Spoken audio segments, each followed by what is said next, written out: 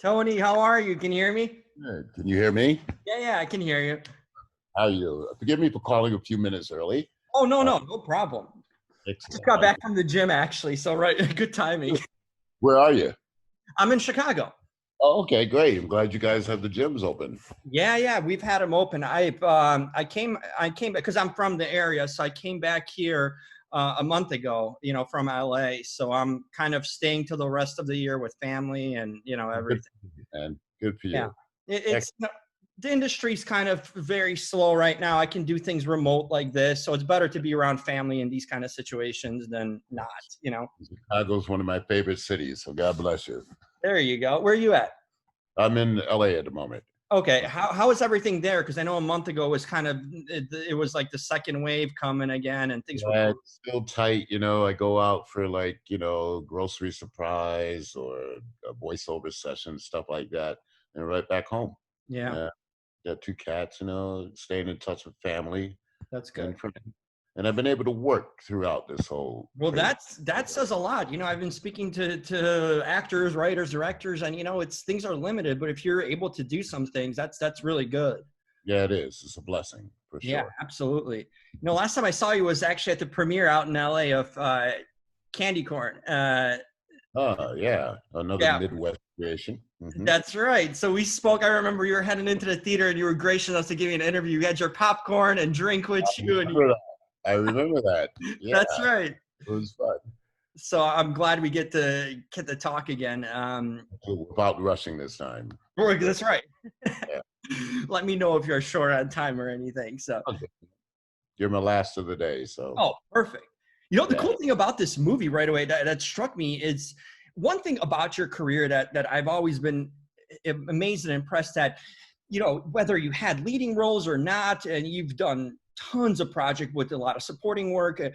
The thing is, you always make the best use out of your time and scene. No matter if you're in a movie 10 minutes, 15, you always make an impact in that short amount of time, which says a lot, because sometimes actors need a lot of time to kind of get into their character and role, but you always maximize the time you have on screen. And you really did this here in this piece where you have 15, 20 minutes of your story, and you maxed it out and really brought a lot of things to light. Yeah, I think that comes from coming from a working class background where no man's job is considered less important than another. When you need a plumber, you really need him, right? Yeah. So plumber shows up, you better do his job 100%.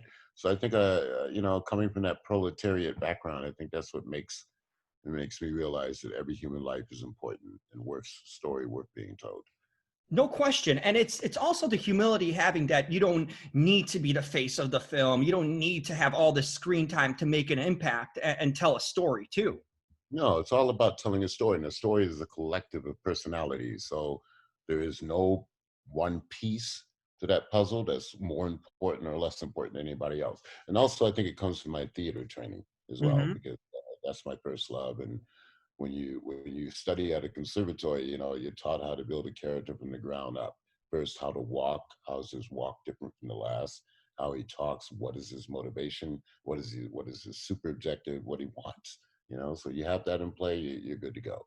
That's interesting you say, because there's always the debate about theater acting and on film, how different it is, and how sometimes you can use acting is acting. You're from Chicago. It's a great theater city. It's one of the few places that I haven't been able to go perform at. I mean, I've been invited to the Good Men, but it always conflicted with film, and I can't wait to do it because it's a great theater. I love Second Stage. I love, but having been reared in New York, which is also quite comparable for the theater scene, and I performed in theaters that had 50 seats, and I performed at theaters that had 1,200. So there is no difference other than making sure everybody can hear you and making sure that you do your homework. And it always boils down to the core. That's performances kind of started in the theaters.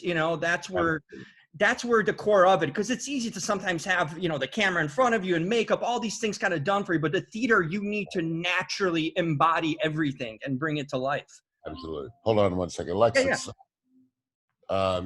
It's hold on. Alexa, stop. Fuck. Right? You got Alexa set up. I was trying to set up Alexa. I didn't have any luck in it. So. man, oh man, she knows too much about everything you do. Uh, yeah, I love theater, and I discovered it in high school, and I knew then that that was my path. And I went to the Gene O'Neill Theater Center, full scholarship, and then went from there to Trinity Rep Conservatory in Providence. And all they told me, I said, I can't afford you guys. I said, just pay it forward. And that's what I've been trying to do. And it's, you know So what, all it's, you young actors out there, study, study, study. And if you can't afford a conservatory, read, read, read. Read every script you can get your hands on. Pay attention to life around you because that's your fuel. That's your octane. you know what, I was just going to bring that up. I always kind of ask actors and writers and directors about you. I always feel like, and I've acted myself too, to have Okay. a real character and bring an actor, you have to be a real person first. You have to have a rich human life in order to bring it to your screen. Because a lot of actors come and they're like, oh, what's your favorite thing to do? I'm an actor. You know, everything. Like, no, you need to be a person with interests, with hobbies, live a real life. Then you can bring richness to the role and the characters that way. Well, that's why Chicago is such a great theater city. You guys have great food. You're sports enthusiasts. You have Yes. bars. You got blues history. So that's what makes you so rich. And there's so many great actors that come from Chicago and And New it York.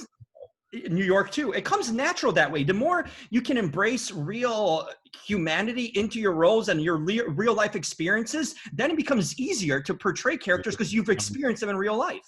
It becomes fun. Can you Mhm. imagine going to the baseball game and nobody being passionate about what's going Good on in the comparison. pitch? Okay, come on. That's how it is. Or the Bears. Come on, you have to be passionate. Where it's bred in us, okay? We are born with rooting for that.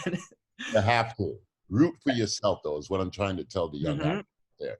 Nobody's going to believe you unless you believe it first. And then you got to find an agent that also believes in you. And then once you get an opportunity, you have to be prepared. You can't spend the night drinking or hanging out with your buddies and talking about the role you're going to get. You have to put the time in, you It's, know? it's kind of like sports. You got Yeah, to be being like a sixth man or on the bench guy, but sometimes an injury happens. You need to be ready for your moment, got to be right? ready To to step step up. in. Absolutely. And even if you are on the bench, you still have to put in time in the gym. You have to make sure you hone your instrument, make sure your voice is up to par, and just be ready to have fun. It's Hmm. it's It's life. It's so interesting how life comes and it breeds to work, in so many ways, everyday kind of things. well, making a living, putting food on the table. Those are the most humblest, necessary moments of acting that can ever be done. Yeah. And if you've been to the bottom, you came up from the bottom, you know how important it is and how you appreciate the moments, the work, everything, when you really were through the grind and came from nothing in a sense. Yeah, there's an old adage, that theater people can act on film, but if you've only done film, Hmm. very hard to translate into the theater because it's like you said earlier, you don't have your makeup team, you don't have your hair people, you don't have your wardrobe putting clothes on for you. You have to go out there and be naked and not Yep. be afraid of being naked. So well said. Back to this film in a instance, your character deals with the. I mean, it was really touching, the situation of someone dying and the pain and suffering. It put it in perspective. Made me think about people who really have debilitating, issues in life, health wise or mentally, and how fragile things are. Did this bring up anything in your personal experience and things playing this character? Because it was really touching, and it gives you perspective that how we sometimes take for granted health, in life, and when you don't have it, you're not living. Yeah, well, I was raised by my aunt, Miss Claire Ellison, and I didn't realize we were poor until about I was 13. She worked as a domestic. She cleaned other people's houses, but she was wise enough to put me into different programs every summer, and kept me away from gang life. And theater was one of the programs that she introduced me to. So every role I do, I try to give tribute to people like her who, walk to the bus every day, get on a long bus ride, work 8 hours in somebody else's house and come home, and with very little to dream of except for their children or except for the people they care about. And they're investing all of their their soul, their purpose into that person. So you have to bring it. So yeah, health issue is something that affects all of us at some point. I Right. watched my aunt suffer with lung cancer, and was fortunate enough to take a theater job in New York, and drove 2.5 hours every night to be by her side until unfortunately she passed. But she waited for me on that final night, and I'll never forget that. Wow. So you know, and she got to see enough to know that I was going to be all right. So that's where that comes. That's something that stays with you. You know, it kind of reminds me of my own situation. My father died from lung cancer, Oh, and my mom's currently battling breast cancer. And you always think about things in life that, oh, you don't get an audition, or you don't get something a job you want. That stuff doesn't matter at the end it's of not the day. important. No. It's, when you see kind of reality stick in your face, and you see either a parent die or someone close to you, or someone suffering to that, and the strength that they have going through these things, anything's possible in that Yeah. sense, and you make and you put it in perspective that small things are nothing to hang up on, because money and jobs, they come and go in life, but health and family. Championships come and go. That's right. Yep. Health and family is something that you can change, in so many ways, and that wakes you up. So And even beyond family, I think if mhm, people took more care of their neighbors, particularly in times like this, and sure. other people, that we'd be in a much richer environment. You Yeah, know, I more think understanding. sometimes the individual selfishness and the stuff, and like, why aren't I getting what I want? Not looking out for others, it stumbles us, and kind of prevents us from moving forward in so many ways. Yeah, it belittles us. Yep, very well said. The thing is, you always be synonymous with the Candyman. Do you ever think, and you've done, Tony, you've done so much work, and you've been in so many prominent films. We're talking about Platoon and The Rock and Crow and Night of the Living Dead. Uh, does it ever, in a sense, do you embrace that you're always kind of remembered as the Candyman first and foremost, and especially since you do all these other films that were so big and prominent in its own? What can I do? I mean, people like what they like. I'm glad that the new one is coming, and it's going Mhm. to introduce the character again to a new generation. Um, uh, I can't wait for people to see it. It's phenomenal. And you got a part in it, right? Yeah. What was that like, stepping back after all these years? I've been carrying this guy, for Uh-huh. fucking 5 years, and different cons and stuff. So I think it's only just. There wouldn't be a Candyman if it wasn't for me and Bernard Rose in the Right. lovely city of Chicago, and him having the genius to transpose the story from Liverpool to Cabrini Green. It wouldn't Mhm. exist. So I don't know if you were in Chicago when they were filming this year. I was in LA actually. So, but they shot the entire production there. So it's Oh, gonna. wow. You see, that's cool to know. And the thing is, back in the day, Cabrini Green was there, and now it's not really, in a sense. It's remains of it in a sense. The area has become so more, mixed in every sense. So that's an interesting. I'm interesting to see how it's portrayed in that way too. Well, they take advantage of the gentrification, and you can change a building, but you can't change a legend if it True. exists and if people believe in it. So Yeah. that say And, it. and it's a real place for sure, and wow, that's so cool. So does it brings back kind of memories being part of it. And because, sometimes being part of an original, you might hold kind of like this feeling of like, oh, I just want my, original part and original film to be, you don't mind that there's a new generation of it and there's a new reboot of it, that sort of sense. All that's going to do. I mean, aside from the fact that I'm definitely in it, Mhm. uh, any attention that the new film gets is going to just draw attention back to the original. True. I know how it goes. I know Yeah. everybody. You know, You've been and there long enough.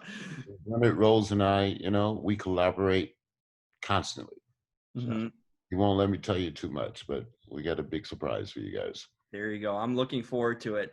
I also love your voiceover work. For those that don't know, you've done a lot of voiceover work, and you've been a big part of the DC series, the Dark Side character. How fun has that been for you to be part of that kind of You know, DC lore?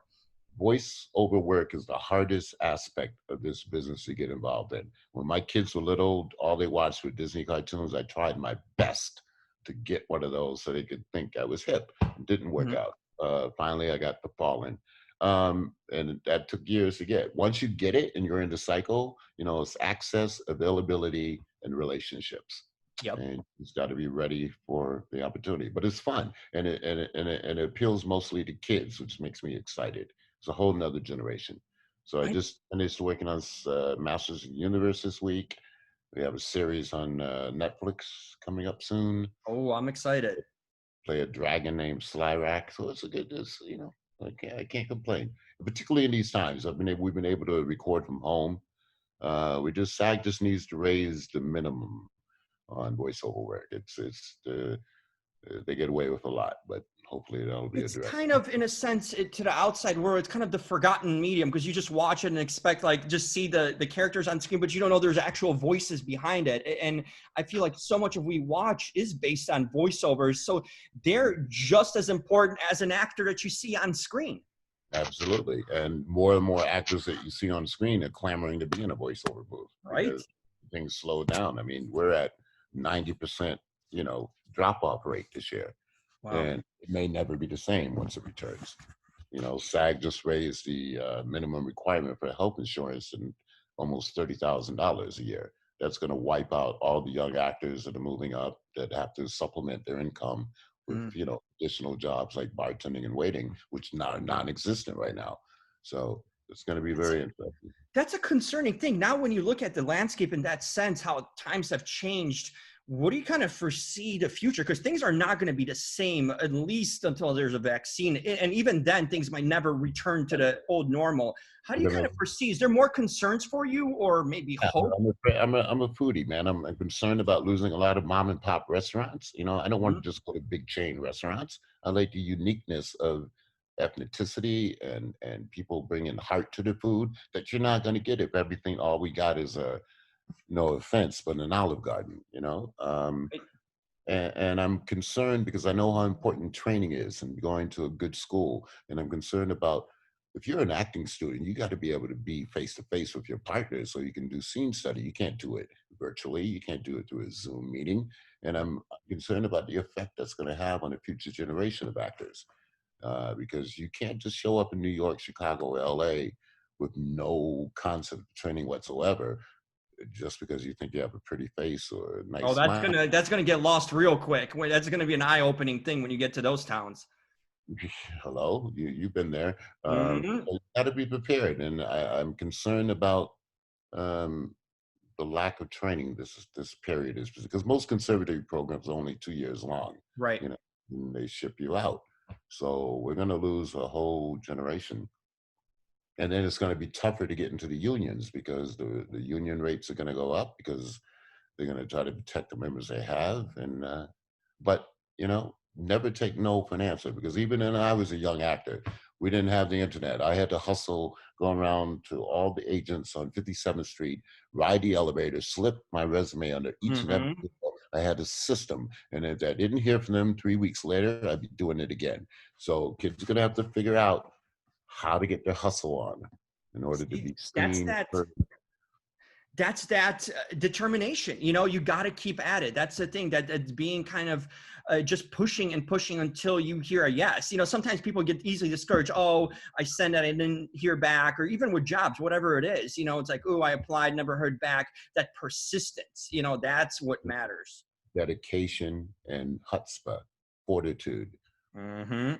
Never taking no, until someone says yes. Well, readjusting, even if you get dunked on, to use a sports metaphor, you better hustle down the floor and get ready for the next play. The game isn't over until it's over. So true. One thing I've noticed, that you're directing and writing a film. I think it's for the first time you're going to be doing that. Tell me about that. So I think that's cool. You've done the acting portion so well, but how long were you trying to do something, direct something, and write something on your own? Now, to be truthful, when I got into the conservatory, I went in as a writer, not as an actor. Uh, Interesting. our program was so well rounded that we had a little bit of everything. And then when I finally graduated and went to New York, I mean, it helped that I was the height I am. I'm 6'5". It Hmm. was the right time. And the acting just sort of took, that's what they chose me for. But I've always written. And I have two projects that I'm trying to trying to tighten up right now. And I'm also working on my autobiography, which I want to be able to share as an inspiration to young talent out there. That's fascinating. That's how's that coming along for you? Are you enjoying kind of going back memory lane? And there's a lot of stories you have to tell, I'm sure.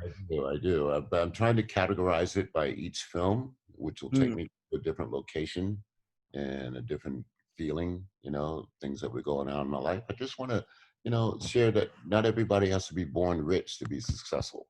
And and how it takes in the journey that this career has given me. I've been almost every state in the union except for Wyoming, and Wow. I've been to many many countries. Out Africa 4 times. Spent 6 months in Paris shooting a film there. Mm. And every place is an eye opening. You learn something. The Oh more yeah. people that you meet that are different from you, the more you're going to be a compassionate human being. And understand the other world, that there's things going on in the world differently than what we're exposed to, different ways of life, different everything. Everything. I mean, when I was in New Zealand, I had to get used to rugby. When I was in Uh-huh. Italy, get used to football and realize that it's not our football, it's their Right. football.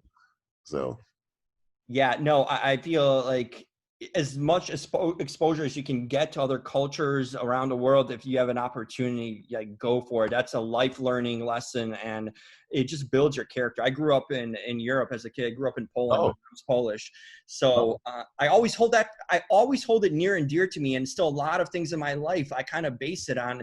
I remember going to a milk lady to get a milk. That she'd milk a cow. That's how I grew up in these sort of things. one of the greatest acne teachers ever came out of Poland, Grotowski. Um, everybody should read that book. Or one See. of yeah. And that's a cool thing. Now I think we're being more exposed to international cinema with Netflix and all these sort of things, and we're seeing the quality of actors and films that are coming out around the world. And I think that's a cool thing we have at our disposal now to see the work being done around the world. Mm-hmm. It unifies us True. and connects us. Is there anything you haven't done in your career that you still kind of pining for or would want to do? No, I don't want to use the word content because that gives a false sense of satisfaction, but no, I'm good. My kids are grown. I just want to, find projects to produce, direct. And because I worked with so many different actors and I've been in so many different kind of films, I think I know how to talk to actors, and it's not a competition. You just want to bring out, if you know, casting is 90% of the process. You hire the right person, like Clint Eastwood. He never meets you. He always casts directly from tape, and there's no second audition. Once he sees what he wants, that's it. You're in. And then when you're on the set, it's no longer more than a 10-hour day and no more than 2 shots, 2 takes. Okay, that's how Mm-hmm. committed he is to the first impression. So I just want to be able to not confront an actor, but just bring out their very best so that we can both walk away smiling and knowing that we nailed it, hit the head on the nail, hit the nail on it. I definitely get a sense that you're very much passionate about the mentorship too, of the actors and just kind of passing down the knowledge you've had, which is vast. Yeah, but not preaching, just Mm-hmm. really the stage belongs to the actor. So you're just here to guide and let them know and just make them feel comfortable. Like your best casting directors, it's not just a hustle, hi, how you doing? It was the best casting directors will greet you. They want you to be the person to get the job, no matter how many people they bring in the room, and because they have a win-win situation. So Right. how are you? Feel at ease. A lot of actors have difficulty with auditions. You can't be nervous. You got to own it. And a good casting director will allow you that freedom. That's fascinating. Eric Calhoun was one of the best casting directors ever. She would give you a cup of tea, a cup of coffee, talk to you for 5 minutes, Really? some peace, and yeah, and then It puts you at ease too. I could imagine it will put you at ease, and you build a human connection before your audition. absolutely, it takes that big thing. A lot of actors aren't good at auditions. But Mm-hmm. Marlon Brando claimed that he was horrible. Um, but you go past it. You find a way to fight through it and just get to the truth. Totally. And what are some things you like to do in your free time? Any hobbies or interests that you kind of have? Because that Well, you away from the acting part and just whenever you're not working. I'm a gamer. I'm looking forward to the new PlayStation console. Okay, that's cool. I garden. I'm a huge cook. Tonight I'm gonna make shrimp scampi. Take care of my cats, play the guitar, paint, all that. I got them. Well-rounded. Yeah, I grew up an only child, so I had no problem being alone. So I've been able to handle this pandemic. I talked to a lot of friends who are going nuts. Mm-hmm. You just gotta hang in there. Yeah, I think, as There's no false, stops. We got to keep saying, "Oh, it'll be over by August. It'll be over by May. It'll be over." It's going to be over when it's over. right. We don't know. We just don't know. No one can predict it. It's just, unknown. Yeah. So handle it and handle it with grace and class. Yep. That's so well said. Finally, any favorite games? I'm curious what you're playing on PlayStation. What are your A new Blade of Sashimi. That's pretty awesome. You play in the Kurosawa style. Have you seen it? No, I haven't. It's like a Japanese feudal, but the graphics are amazing. You can see the leaves blowing on the trees. All of a sudden, out of nowhere, it's you versus 8 Mongols. And if you know your shit, you can handle it. Okay. Go for the biggest one first, like in life. Right. All their feet. Beautiful. And also Tony Hawk's Revisited thing drops today. I was going to check that out later. Oh yeah, that's right. I actually did a whole interview thing, and I saw I heard about that. So I didn't know it was coming out today. Actually, slipped my mind. That's a classic. We don't know what day it is. Is it Tuesday, Thursday, Friday, Wednesday, Saturday, Monday morning, afternoon? What the fuck? You go through the motions in that way, but I'm happy to see that you're doing well, and you're keeping occupied. You got your cats, which is great. They don't know what's going on. They're non-judgmental. So as long as you feed them, water them, make sure the litter box is changed, they're good to go. I'm thinking about getting a cat too, either fostering or adopting one right now too. I think it's a perfect rescue, always rescue. Absolutely. There's so many in need, in shelters all the time. So there's a shame not to get them from there, Yeah. Well, you'll find the right one. Yeah, I think my sister did. Okay. You just connect. She likes to adopt like handicap ones. So her last 2 cats had 3 legs, each. So she likes the kind of the tripods or with a handicap or elder ones. That's her favorite. Oh, that's sweet of her. She'll be blessed. Mm-hmm. Well, thank you so much, Tony. Really appreciate your time. It's been great. You took the time with me. I appreciate that. Absolutely. You were gracious to me when I met you. I'm glad I got to meet you in person and now reconnecting with you. We're not rushing to get back in the theater. That's great. Right. Well, they're opening, so I don't know what's going to happen with that. That's a tough call, because I feel like we can get by without it. Theater's a cool experience, but maybe now not so quick. I think we should wait. I think things should wait. People should just wait. I'm not getting on a plane anytime soon, so. Yeah. Right, unless you have to, for some reason. Yeah. No question. Well, stay safe, stay healthy, enjoy your games. So I'm going to actually check out the Tony Hawk one. Thanks for letting me know. Blade of Sashimi, you want to do that, man. Trust me, one of the best of the year. Okay, I'm going to check that one out too. I wasn't aware of that one, so it'll give me something to do, that's for sure. All right, brother. Thank you. Thanks, Tony. Hope to connect soon with you again. I hope to see you at a screening at some point in the future. Absolutely. Take care. Take care. Bye-bye.